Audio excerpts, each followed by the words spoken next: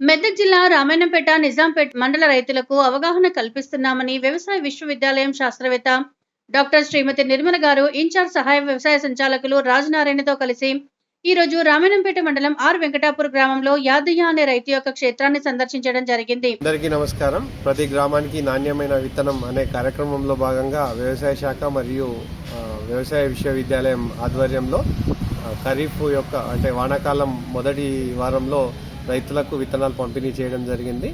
రామాయంపేట మండల వ్యాప్తంగా 33 మంది రైతులకు ప్రతి గ్రామానికి 2 రైతులకు చొప్పున MTU 10 రకం అనే రకాన్ని అందజేయడం జరిగింది. ఈ విత్తనం వ్యవసాయ విశ్వవిద్యాలయం శాస్త్రవేత్తల పర్యవేక్షణలో రూపొందించడం జరిగింది. ఈ విత్తనాన్ని రైతులకు అందజేసి వారి ద్వారా నాణ్యమైన విత్తనాన్ని ఉత్పత్తి చేసి మిగతా రైతులకు ఇవ్వాలనే ఉద్దేశంతో ఈ కార్యక్రమం చేపట్టడం జరిగింది. అందులో భాగంగా ఈరోజు రామాయంపేట మండలం ఆర్ వెంకటాపూర్ గ్రామంలో సందర్శించి పంట యొక్క పనితీరును గమనించడం జరిగింది.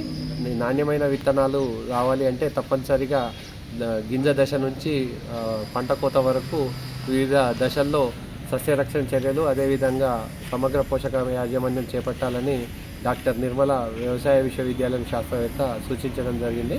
ముఖ్యంగా ఇన్ఛార్జి వ్యవసాయ సంచాలకులు రాజనారాయణ మాట్లాడుతూ ముఖ్యంగా రైతులు మోతాదుకు మించి యూరియా వాడకూడదని, ఇప్పుడు పంట రామాయంపేట మండల వ్యాప్తంగా చిరుపొట్ట దశ నుంచి గింజ పాలు పోసుకునే దశలో ఉంది.